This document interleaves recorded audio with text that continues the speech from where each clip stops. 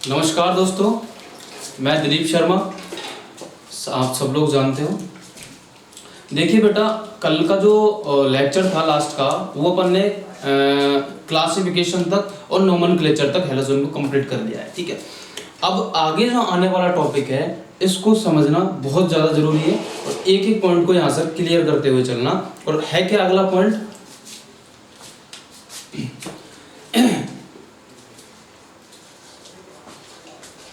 Nature of CX bond.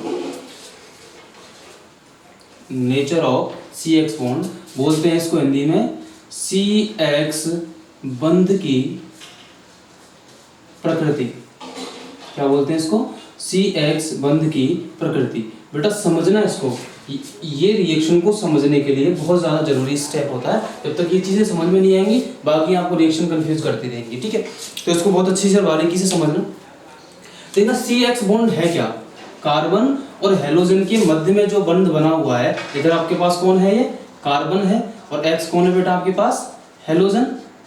और यानी अपन ये कह रहे हैं कि कार्बन के और हेलोजन के बीच में जो बंध है इसकी प्रकृति कैसी होती है, क्या नेचर होता है इसका, क्या बॉन्ड लेंथ होती है इनकी, क्या इनकी पोलैरिटी होती है। ठीक है, तो उनके बारे में अपन डिस्कस करने वाले हैं। ठीक है, तो देखना बेटा, जब अपन CX बंध की बात करते हैं तो मान के चलिए, मैं आपके सामने एक एग्जाम्पल ले लेता हूँ। कार्बन के साथ साथ यहाँ पर कौन जुड़ा हुआ है? क्लोरीन। हेलोजन एटम को मैंने फिक्स कर दिया, क्या है आपके पास? ये क्लोरीन है। अब देखना बेटा, जब अपन क्लोरीन के केस की बात करते हैं तो अपने को पता है कि यहाँ पर जब ये बंध बना होगा तो कार्बन की प्रवृत्ति में CH3 ले लिया मैंने। ठीक है, तो यहाँ पर अपने पास इस कार्बन के साथ साथ ये यहाँ पर जो जुड़ा हुआ परमाणु है वो आपके पास कौन है? Cl है। यानी जब ये बंध बना रहे होंगे तो कुछ यहाँ पर इनकी लुईस संरचनाओं को देखते हैं तो इसके संयोजकता, कार्बन के संयोजकता कोष में कितने इलेक्ट्रॉन है? 4 इलेक्ट्रॉन है। और 4 इलेक्ट्रॉन में से इसने 3 इलेक्ट्रॉन इस वाले हाइड्रोजन के साथ, एक इस वाले हाइड्रोजन के साथ और एक इधर वाले हाइड्रोजन के साथ बंध बनाने में भाग ले लिए होंगे। यानी यहाँ पर बंध जो इस तरीके से बने होंगे। ठीक है, तो 3 बंध तो इनसे मिलकर बन गए, सबके एक एक करके।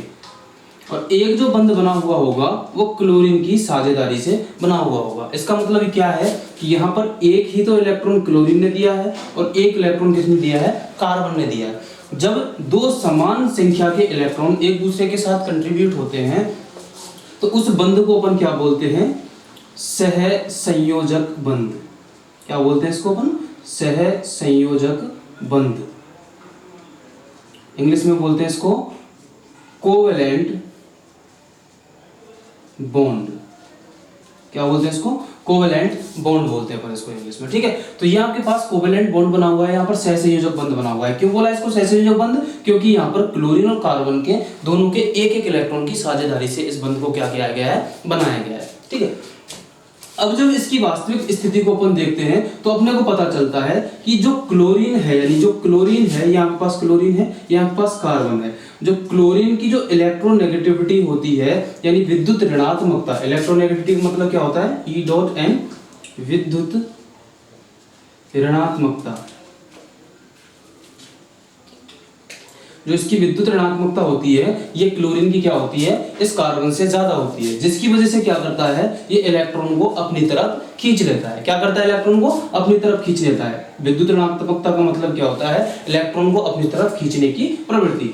तो ये क्या करता है? इस बंध के इलेक्ट्रॉन को हल्का सा अपनी तरफ खींच लेता है, जिसकी वजह से होता क्या है बेटा? यहाँ पर जो आपके पास कार्बन है, इस कार्बन पे तो आ जाता है पार्शियली पॉजिटिव चार्ज। क्यों? क्योंकि इलेक्ट्रॉन की कमी हुई है कार्बन पे। और इधर की साइड में जो क्लोरीन है इस पे कौन सा आवेश आ जाएगा? Partially negative charge. कारण क्या है कि यहाँ पर क्लोरीन की जो विद्युत ऋणात्मकता है वो क्या है? ज्यादा है। किससे? कार्बन से। जिसकी वजह से यहाँ पर क्या आ जाता है? कार्बन पर तो पार्शियल पॉजिटिव चार्ज, आंशिक धनावेश, और इस पर पार्शियल नेगेटिव चार्ज यानी आंशिक ऋणावेश आ गया। जब आंशिक धनावेश और आंशिक ऋणावेश एक ही बंध की प्रवृत्ति में उपस्थित हैं तो इसमें अपन ये कहेंगे कि यहाँ पर पोलैरिटी कॉज होती है, या अपन ये कहेंगे कि यहाँ पर क्या आती है? ध्रुवता आ जाती है बंध में। और जब बंध में ध्रुवता आ जाती है तो अपन ये कह रहे हैं कि यहाँ पर ध्रुवता की जब अपन बात करते हैं तो इस बंध में ध्रुवता आ गई और इसकी वजह से यहाँ पर ये बंध क्या हो गया? ध्रुवीय बंध आ गया अपने आप में। अब देखना, यहाँ पर जब अपन 3 तरीके के मॉलिक्यूल को देखते हैं, एक है आपके पास CF बॉन्ड, एक है आपके पास Cl बॉन्ड, एक है आपके पास C Br बॉन्ड, और लास्ट बच रहा है आपके पास CI बॉन्ड। ये आपके पास ये बॉन्ड है। तो जब आपसे पूछ लिया गया है कि यहां पर ध्रुवता का ऑर्डर क्या होगा, पोलैरिटी का ऑर्डर क्या होगा, ऑर्डर ऑफ पोलैरिटी, तो जब अपन ऑर्डर ऑफ पोलैरिटी की बात करते हैं तो यहाँ पर ऑर्डर ऑफ पोलैरिटी क्या बनता है बेटा, यहाँ पर जब ऑर्डर ऑफ पोलैरिटी की बात करते हैं तो जो हेलोजन एटम ज्यादा ध्रुवीय होगा वो बंध को अपनी तरफ ज्यादा खींचेगा। और अपन जानते हैं कि जब अपन आवर्त सारणी में ऊपर से नीचे चलते हैं, यानी वर्ग में चलते हैं, ग्रुप में जब अपन चलते हैं तो फ्लोरीन सबसे ऊपर, फिर क्लोरीन है, उसके बाद कौन है, Br है, उसके बाद कौन है, आयोडीन है। तो जब अपन ऊपर से नीचे की तरफ चल रहे हैं तो विद्युत ऋणात्मकता की मान क्या होते हैं, कम होते जाते हैं, लगातार क्या होते चले जाते हैं, कम होते चले जाते हैं। इसका मतलब ये है कि विद्युत ऋणात्मकता जब कम होती चली जा रही है तो इलेक्ट्रॉन को खींचने की प्रवृत्ति भी क्या होती जा रही है बेटा, कम होती जा रही है। जब इलेक्ट्रॉन को खींचने की प्रवृत्ति कम होती जा रही है तो अपन ये कह सकते हैं कि इनकी पोलैरिटी भी क्या होती चली जाएगी, कम होती जाएगी। तो इसका मतलब ये है कि आयोडीन की जो En है वो क्या है, सबसे कम है, और En सबसे कम है तो वो बंध के इलेक्ट्रॉन को सबसे कम अपनी तरफ खींचेगा, जिसकी वजह से सबसे कम ध्रुवीय बन जाएगा, और ये इनकी पोलैरिटी का ऑर्डर आपके सामने तैयार होता है। ठीक है, दूसरी अपन कंसेप्ट पे जाते हैं। तो अपन जानते हैं कि जब वर्ग में अपन ऊपर से नीचे तक चलते हैं, ग्रुप में अप टू डाउन अपन मूव करते हैं, तो उस कंडीशन में क्या होता है, जैसे अपन यहां पर चल रहे हैं तो इस कंडीशन में En तो बढ़ रही है लेकिन साइज ऑफ एटम क्या होता जा रहा है, इंक्रीज हो रहा है, बढ़ रहा है। यानी फ्लोरीन सबसे छोटा, उसके बाद क्लोरीन, उसके बाद ब्रोमीन, उसके बाद आयोडीन, ऊपर से नीचे चलते जा रहे हैं तो आकार क्या होता चला जा रहा है, बढ़ता जा रहा है। यानी आयोडीन का आकार क्या होगा, सबसे ज्यादा बड़ा होगा। अब एक एटम का साइज बड़ा है, कार्बन का कांस्टेंट है, तो अपन ये कहते चले जा रहे हैं कि इनमें जो आपस में बीच वाला जो बंध है वो एटम के साइज के साथ साथ क्या होता चला जा रहा है, बढ़ता जा रहा है। इसका मतलब ये है कि यदि यहाँ पर अपन CX बॉन्ड लेंथ का ऑर्डर निकालते हैं, CX बॉन्ड लेंथ का जब अपन ऑर्डर निकालते हैं तो आयोडीन का आकार सबसे ज्यादा होता है, आयोडीन का साइज सबसे ज्यादा होता है, तो इसकी वजह से यहाँ पर CI बॉन्ड सबसे ज्यादा होगा। उसके बाद कौन होगा, CBr बॉन्ड होगा, उसके बाद कौन होगा, CCl बॉन्ड होगा, और उसके बाद सबसे लास्ट में कौन आएगा बेटा, CF बॉन्ड आएगा। तो इसका मतलब ये रहा कि यदि अपन पोलैरिटी का ऑर्डर आपसे पूछ लिया जाए तो आपका कंसेप्ट क्या होगा ये, और यदि आपसे पूछ लिया जाए बॉन्ड लेंथ का ऑर्डर यानी बॉन्ड लेंथ का क्रम क्या होगा, तो सबसे ज्यादा बॉन्ड लेंथ यानी बंध लंबाई, बॉन्ड लेंथ को अपन बोलते हैं बेटा बंध लंबाई। तो सबसे ज्यादा बंध लंबाई किसकी आ गई बेटा अपने पास, CI बॉन्ड की, फिर CBr बॉन्ड की, फिर CCl बॉन्ड की, और सबसे कम कौन सा बॉन्ड होगा, CF बॉन्ड। ठीक है, ये कंसेप्ट कई बार क्वेश्चन आपके सामने पूछे गए नीट वगैरह में, तो ये आप इसको थोड़ा सा ध्यान रखिएगा। ठीक है, इसके बाद अपन बात करेंगे यहाँ पर जो बनने वाला CH बॉन्ड है वो अपने पास किस तरीके से बनता है, इनके बीच में किस तरीके का कनेक्शन होता है, तो इनका तरीका क्या होता है इस बॉन्ड को बनाने का। ठीक है, तो उस बात को अपन डिस्कस करेंगे।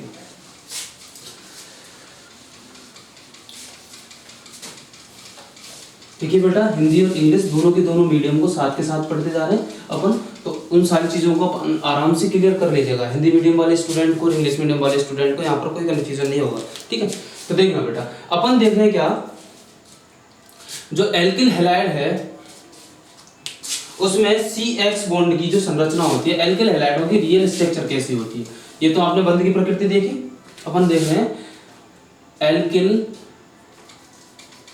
हैलाइडों की संरचना,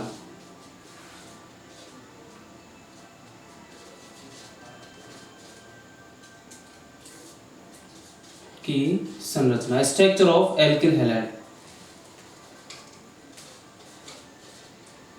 ठीक है, एल्किल हैलाइड की जब अपन संरचना की बात करते हैं तो क्या होगी इनकी संरचना, देखना बेटा, अपन बहुत अच्छे तरीके से जान रहे हैं कि यहाँ पर जब एल्किल हैलाइड बन रहा है तो उस कंडीशन में 3 तो हाइड्रोजन है और एक क्या है आपके पास, हेलोजन एटम है, और 3 हाइड्रोजन एटम है, एक हेलोजन एटम है। तो उस कंडीशन में यहाँ पर होता क्या है, जब इस कार्बन का अपन संकरण निकालते हैं, हाइब्रिडाइजेशन निकालते हैं, तो इसका संकरण क्या निकल के आता है बेटा आपके पास, sp3, और जो sp3 संकरण होता है उसकी आकृति क्या होती है बेटा आपके पास, टेट्राहेड्रल, यानी अपन बोलते हैं इसको चतुष्फलकीय।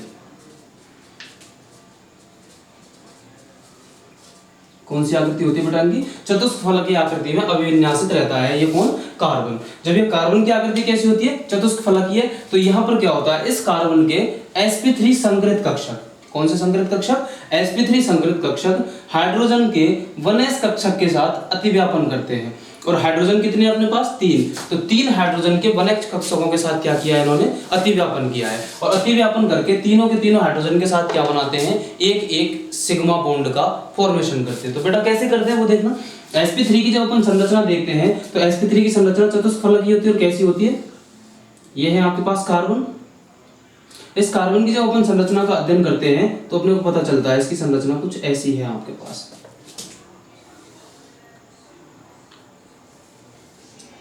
ठीक है, ये है आपके पास कार्बन। और इस कार्बन की कौन सी स्ट्रक्चर आ गई बेटा आपके सामने? ये sp3 स्ट्रक्चर आ गई है। इस sp3 स्ट्रक्चर में देखते हैं तो ये आपके पास कौन सा है? sp3 संकरित कक्षक। ये भी आपके पास sp3 हाइब्रिडाइज्ड ऑर्बिटल, ये भी आपके पास sp3 हाइब्रिडाइज्ड ऑर्बिटल, और ये भी आपके पास sp3 हाइब्रिडाइज्ड ऑर्बिटल। एक sp3 हाइब्रिडाइज्ड ऑर्बिटल में एक जो अपने पास कार्बन है इसके पास 4 sp3 हाइब्रिडाइज्ड ऑर्बिटल आ गए। ठीक है, तो इस कंडीशन में जब अपन देखते हैं तो यहाँ पर तो हाइड्रोजन का कौन सा कक्षक है? 1s कक्षक। ये है आपके पास हाइड्रोजन। और इस हाइड्रोजन का कौन सा कक्षक आया? 1s कक्षक। और इस 1s कक्षक ने क्या किया है? यहाँ पे अतिव्यापन किया है, ओवरलैपिंग की है। ओवरलैपिंग से किसका फॉर्मेशन किया है? सिग्मा बॉन्ड का फॉर्मेशन किया है। ये कौन सी ओवरलैपिंग हुई है आपके पास? देखिए यहाँ पर जो हाइड्रोजन है, हाइड्रोजन का कौन सा कक्षक है बेटा? ये 1s कक्षक। और 1s जो ऑर्बिटल होते हैं वो कैसे होते हैं? गोलाकार होते हैं। कैसे ऑर्बिटल होते हैं? गोलाकार। और गोलाकार हमेशा किसी भी जगह से अतिव्यापन करेंगे तो वो ओवरलैपिंग कौन सी कहलाएगी? Axial overlapping. ठीक है, तो यहाँ पर तो आ गया आपके पास ये एक्सियल ओवरलैपिंग। और एक्सियल ओवरलैपिंग से क्या बनाया है इसने? 1s सिग्मा बॉन्ड का फॉर्मेशन किया है। दूसरी अपन बात करते हैं, ये है आपके पास दूसरा कक्षक, दूसरा 1s कक्षक। ये भी किसका है आपके पास बेटा? हाइड्रोजन का। और यहाँ पे भी इसने भी क्या किया है? यहाँ पर कौन सी ओवरलैपिंग की है? Axial overlapping. और कौन से बॉन्ड का फॉर्मेशन किया है बेटा? सिग्मा बॉन्ड का फॉर्मेशन किया है। सेम टू सेम यहाँ भी तीसरा कौन सा है आपके पास? ये हाइड्रोजन का 1s कक्षक। कौन सा कक्षक है बेटा? ये 1s कक्षक है। और इस 1s कक्षक ने क्या किया है? यहाँ पर ओवरलैपिंग करके सिग्मा बॉन्ड का फॉर्मेशन किया है, यानी सिग्मा बॉन्ड का क्या किया है? निर्माण किया है। तो 3 तो सिग्मा बॉन्ड आ गए जो कौन से हैं आपके पास? हाइड्रोजन वाले। अब अपन देखते हैं किसके बारे में? किसके बारे में देखेंगे बेटा अपन? क्लोरीन के बारे में। क्लोरीन की जब अपन बात करते हैं, क्लोरीन के पास कौन से कक्षक होते हैं? 3 कक्षक हैं जो आपके पास p कक्षक हैं। कौन से कक्षक हैं? 3 p कक्षक होते हैं जो आपके पास कैसे होते हैं? अर्धपूरित रहते हैं। कैसे रहते हैं आपके पास? अर्धपूरित कक्षक रहते हैं। और ये 3 अर्धपूरित कक्षकों में से एक कक्षक क्या करता है? इसके साथ ओवरलैपिंग करता है। किसके साथ? कार्बन के एक sp3 संकरित कक्षक के साथ अतिव्यापन करता है। और जब कार्बन के एक sp3 संकरित कक्षक के साथ अतिव्यापन करता है तो वो जो अतिव्यापन होता है वो एक्सियल ओवरलैपिंग होती है, यानी अक्षीय अतिव्यापन होता है, जिसकी वजह से यहाँ जो चौथा बॉन्ड बनता है वो भी कैसा बनता है? सिग्मा बॉन्ड ही बनता है। अब देखना बेटा ये कैसे बनता है। ये है आपके पास कौन? Chlorine atom. ठीक है, इस क्लोरीन एटम के पास आपके पास क्या है? ये कक्षक आ गए आपके पास।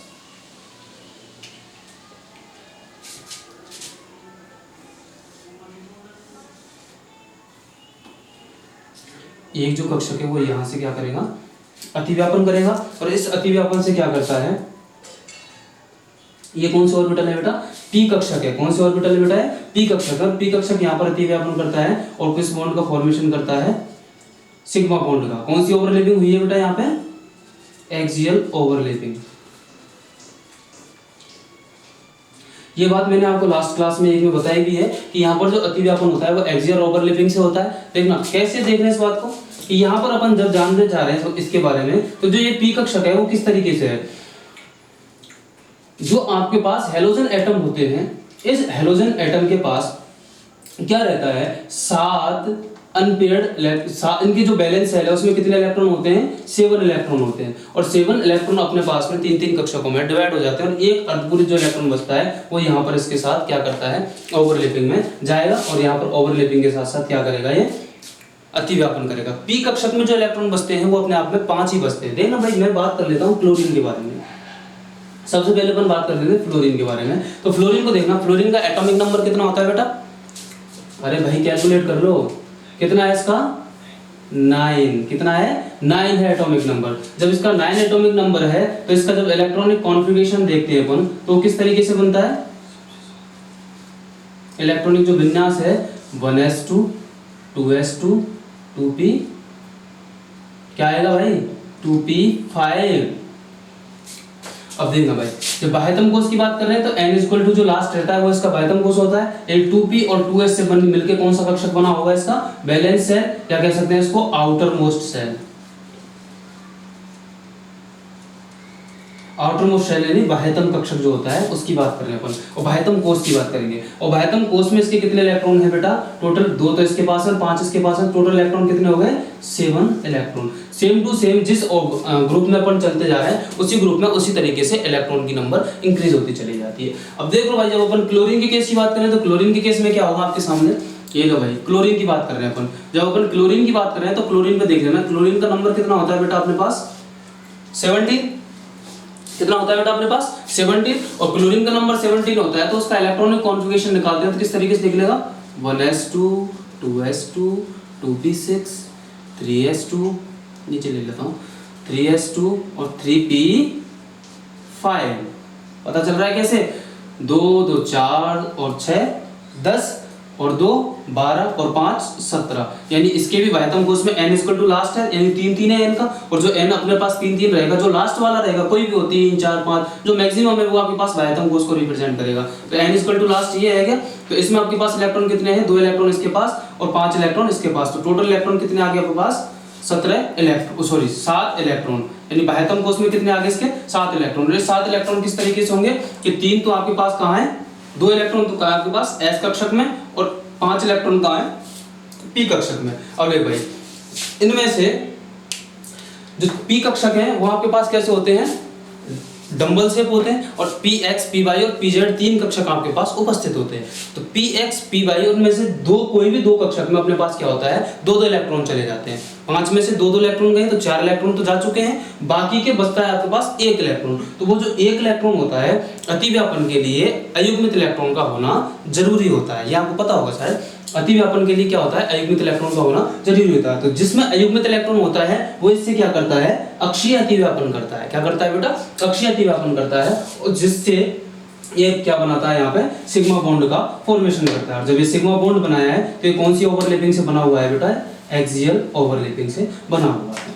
तो यहाँ पर आपके सामने ये पूरी संरचना आया है किसकी, CX बॉन्ड वाले, यानी Cl जो अपने पास एल्किल हैलाइड है उसकी संरचना इस तरीके से बनी हुई होती है। ठीक है, तो आप उस बात को देखेंगे। यहाँ मैंने आपको जो कंसेप्ट बताया है पूरा किसके बारे में बताया है, एल्किल हैलाइड की संरचना के बारे में बताया है। और एल्किल हैलाइड की जो संरचना है वो आपके सामने यहाँ पर आपके सामने बताई हुई है मैंने, किस तरीके से इसकी स्ट्रक्चर होती है। तो ठीक है, अब जो अगली आपकी जो क्लास होने वाली है बेटा उसमें अपन पढ़ने वाले हैं इनकी रिएक्शंस, क्योंकि इस क्लास में अपन रिएक्शन को स्टार्ट भी नहीं कर पाएंगे ढंग से। तो जो अगली क्लास होगी वो आपकी इनकी रिएक्शंस के साथ स्टार्ट होने वाली है, यानी अपन इनकी जितनी भी रिएक्शन है एक एक करके धीरे धीरे करके इनको अपन पढ़ेंगे, यानी मेथड ऑफ प्रिपरेशन जो आपके पास है इनकी बनाने की विधियां, अगला लेक्चर आने वाला है। तो ठीक है, ख्याल रखिएगा, सुरक्षित रहिएगा।